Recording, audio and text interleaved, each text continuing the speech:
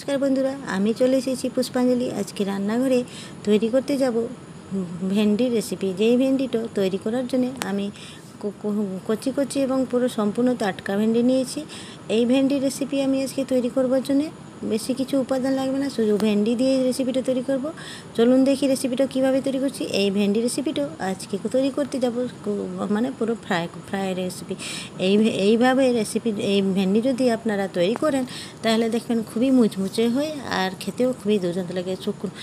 গরম গরম ভাতের সাথে এই ভেন্ডি এই ভাজাটা খুবই ভালো লাগে খেতে। তো আপনারা একবার ট্রাই করবেন নিশ্চয়ই। দেখেন আমি একটা ভেন্ডিকে আমি 2-4 ভাগ করে কাটবো। আপনারা চাইলে 2 ভাগ করেও কাটতে পারেন, কিন্তু 4 ভাগ করলে খুবই ভালো সেলো ফ্রাই হয়। আর এই ভেন্ডি ফ্রাই রেসিপিটা খেতে খুবই দুর্দান্ত লাগবে আর খুবই মুচমুচা হয়। তার জন্য আমি এইভাবে ভেন্ডিগুলোকে কেটে রেখে দিচ্ছি। দেখেন ভালোভাবে ভেন্ডিগুলোকে 4 ভাগ করে কেটে নিলাম। আর এই ভেন্ডিগুলোকে কাটার সময় একটু লক্ষ্য রাখতে হয় সেখানে ভেন্ডির ভিতরে যেন পোকা না থাকে, কেননা প্রায় ভেন্ডিগুলোতে এই বৃষ্টি হতে লেগেছে, তখন ভেন্ডিগুলোতে পোকা থেকে যায়। 1-2 দিন যদি রেখে যাবেন তখন দেখবে ভেন্ডির ভিতরে পোকা। তার জন্য ভেন্ডি কাটার সময় সবসময় একটু লক্ষ্য রাখবেন। আমি ভেন্ডিগুলোকে ভালো করে ধুয়ে পরিষ্কার করি, ভালো করে এটাকে কেটে গেছিলাম। আর কাটার সময় ভালোভাবে লক্ষ্য রাখবেন। দেখেন আমার ভেন্ডিগুলো সব ভালো করে কাটা হয়ে গেছে। এবার এখানে যে মশলাগুলো অ্যাড করব সেগুলো পর আপনাকে দেখাতে যাব। দেখেন আমি প্রথমে এখানে হলুদ অ্যাড করেছি।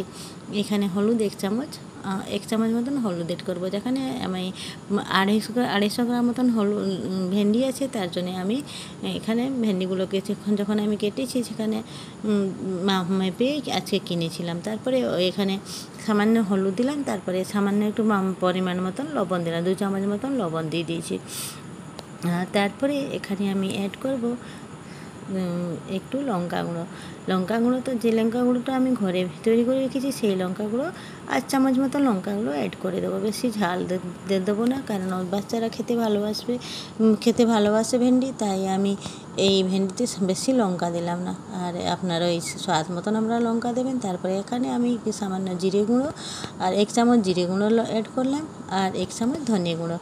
এই জিরে গুঁড়ো ধনে গুঁড়োটা বাড়ি তৈরি করা জিরে গুঁড়ো ধনে গুঁড়ো। আপনারা চাইলে বাজার থেকে যে কিনে আনা যায় সেইটাও ব্যবহার করতে পারেন, কিন্তু আমি বাড়িতে তৈরি করে রেখেছি। আপনারা চাইলে আমার এই রেসিপি এই জিরে গুঁড়ো ধনিয়া গুঁড়ো কী করে আপনারা বাড়িতে তৈরি করবেন সেই রেসিপি আমি লিঙ্কটা আমি এই ইয়েতে দিয়ে দেবো, আপনারা দেখে নিতে পারবেন। তারপরে আমি এখানে সামান্য একটু এইটা দিয়ে ভালো এই জিরে গুঁড়ো ধনিয়া গুঁড়ো হলুদ আবার লঙ্কা গুঁড়ো ভালো করে দিয়ে ভালো করে মাখিয়ে দেবো। আর এখানে মাখাবার সময় আপনারা সামান্য একটু তেল অ্যাড করে দেবেন। আমি এখানে তেলটা অ্যাড করতে তো আপনাদেরকে বলতে ভুলে গেছি। সামান্য তেলগুলো ভালো করে মাখিয়ে দিলাম। তারপরে এখানে সামান্য একটু বেসন উপর থেকে ছড়িয়ে দিলাম।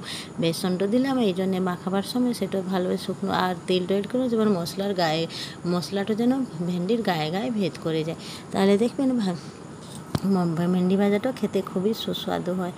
আর যখনই এটা অ্যাড করি সামান্য কিছু সময়ের জন্য আমাকে এটাকে রেখে দিতে হবে, 5-10 মিনিট মতন। আপনাদেরকে এখানে এইটাকে যেন সব মশলাগুলো ওর গায়ে ভেদ করে যাবে সেই মতন এখানে কিছু সময়ের জন্য ঢাকা চাপা দিয়ে আমি এটাকে রেখে দেবো।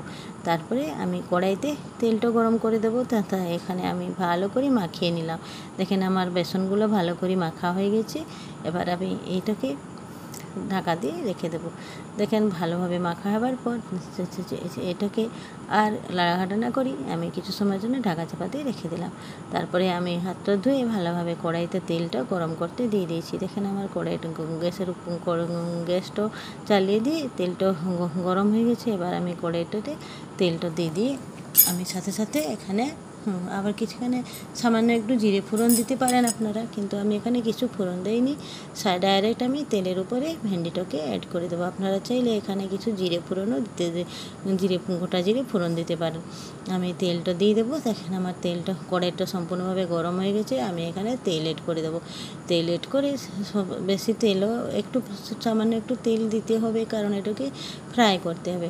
এই ভেন্ডি ভাজা করার সময় যখন দেখবেন কি তেলটা সম্পূর্ণভাবে গরম হয়ে গেছে তখনই আপনারা ভেন্ডিটা ছাড়বেন, না হলে এটা কেমন একটু জলজলিয়া ভাব থেকে যাবে ভেন্ডিটা। তার জন্য সম্পূর্ণ যখন গরম হয়ে যাবে তেলটা, ধোঁয়া বেরোতে লাগবে, তখনই এখানে ভেন্ডিটা একটু তেলটাকে ভালো করে আমি কড়াই তেলটাকে ভালো দিকে চতুর্দিকে খেলিয়ে দিলাম। তারপরে আমি এখানে ভেন্ডি কটাকে অ্যাড করে দেবো। দেখেন আমি এইভাবে আমি কড়াইতে দিয়ে দিলাম তেলটাকে, এখানে ভেন্ডি কটাকে আমি অ্যাড করব। অ্যাড করার সময় সবসময় লক্ষ্য রাখবেন যেন তেলটা যেন গায়ের দিকে চলে না আসে, তার জন্য সবসময় লক্ষ্য রাখবেন। এবার ভেন্ডিগুলোকে আমি অল্প অল্প করে ছাড়বো। প্রথমে আমি অর্ধেকটা ভেন্ডি প্রথমে ভেজে নেবো, তারপরে আর অর্ধেকটা ছাড়বো, কারণ এই সবকটা ভেন্ডি দিয়ে দিলে একসাথে ভালো করে মুচমুচা করে ভাজা হবে না। তার জন্য আমি দুভাগ করেছি এই ভেন্ডি কটাকে, অর্ধেকটা প্রথমে দিয়ে দিলাম, তারপরে এটাকে ঢাকা চাপা দিয়ে আর ভাজতে হবে না, কারণ এটাকে মুচমুচা করে ঢাকা চাপা দিয়ে দিলে এখান থেকে ভেন্ডিটা এবার লেলিয়া ভাব চলে আসে, আবার গেদো গেদো হয়ে যাবে, তখন ভালো লাগবে না। তার জন্যে ভেন্ডিটাকে সবসময় এটা খোলাতে ভাজতে চেষ্টা করবেন। আপনারা যদি এটা ভেন্ডিটা খোলাতে পারেন তাহলে এটা লেলে ভাবটা আর থাকবে না, বেশ মুচমুচে হবে। আর ভেন্ডিটা ভাজার সময় সবসময় মিডিয়াম ফ্লেমে ভাজতে হবে গ্যাসটাকে, বেশি হাই ফ্লেমেও দিতে হবে না, কারণ এটা ভাজার সময় একটু সিদ্ধও তো হবে, কারণ ভেন্ডিগুলো তো একটু সম্পূর্ণভাবে কাঁচা আছে, তার জন্য এটাকে সিদ্ধ করতেও কিছু সময় লাগবে। তার জন্য আপনাদেরকে ভেন্ডিগুলোকে ডিপ ফ্লেম মানে লো টু মিডিয়াম করে গ্যাসের ফ্লেমটাকে আস্তে আস্তে একটু ধৈর্য সহকারে ভাজতে হবে। ভাজার সময় লক্ষ্য রাখবেন এই তেলগুলো যখন আস্তে আস্তে যখন ভাজা হতে লাগবে তেলগুলো আপে আপে ছেড়ে দেবে।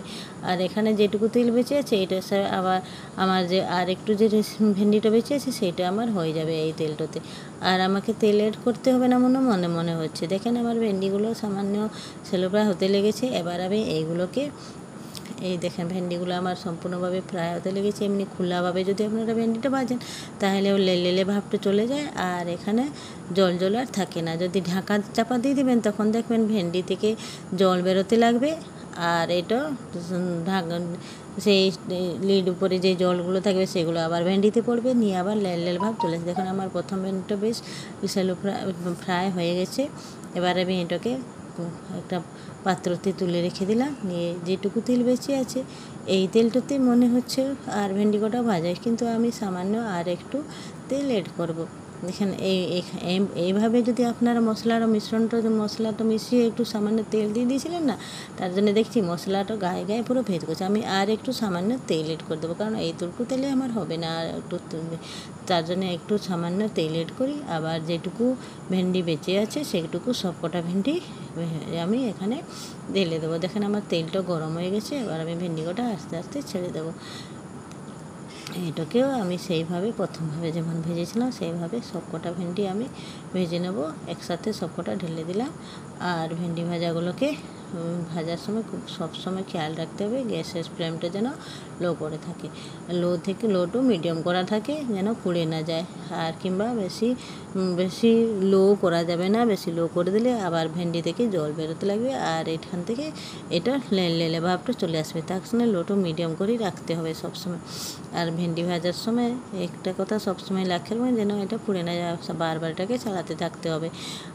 এখানে আমি বলে রাখছি বন্ধুরা, আপনাদেরকে আমার এই রেসিপিটা যদি ভালো লাগে আপনারাও এইভাবে ভেন্ডি ভাজা ঘরে করে সবার জন্য আপনাদের পরিবার সদস্যের জন্য করতে পারেন। এইভাবে মশলা দিয়ে আপনারা ভেন্ডি ভাজা করে নিতে পারেন। আর এই ভেন্ডি ভাজাগুলো খেতে খুবই দুর্দান্ত লাগে, আপনারা একবার নিশ্চয়ই বাড়িতে ট্রায়াল করবেন।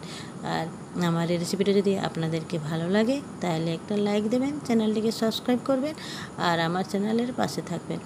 আর এইভাবে ভেন্ডি রেসিপি অনেক রেসিপি দেখার জন্য আমার চ্যানেলের পাশে থাকার জন্য আপনারা বেল আইকনটা যেন দাবাতে ভুলে যাবেন না, কারণ বেল আইকনটা দাবলে আপনারা আমার যে রেসিপিটা প্রথমে আমি এখানে আপনাদের এখানে ছাড়ে থাকি সেই রেসিপিটা আপনার কাছে প্রথমে পৌঁছে যাবে। তার জন্য আপনারা বেল আইকনটা নিয়ে নিশ্চয় দেখেন আমার এই ভেন্ডিগুলো সম্পূর্ণভাবে ভাজা হয়ে গেছে।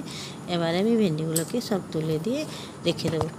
দেখেন আমার এই ভেন্ডি ভাজাটা সম্পূর্ণভাবে ফ্রাই হয়ে গেছে। এবার আমি এটা তুলে দিয়ে আস্তে আস্তে সেই পাত্রতে ঢেলে নিলাম, আর সেই এটাকে আমি গরম গরম ভাতের সাথে এবার সার্ভ করে দেবো। আপনাদেরকে বলে রাখছি বন্ধুরা, আমার এই রেসিপিটা যদি আপনাদেরকে ভালো লাগে তাহলে একটা লাইক করবেন আর সাবস্ক্রাইব করবেন। ধন্যবাদ বন্ধুরা, আজকের মতন এইখানে থাকলাম। পরবর্তী রেসিপিতে আবারও উপস্থিত হবো। ধন্যবাদ। বন্দে মাতরম।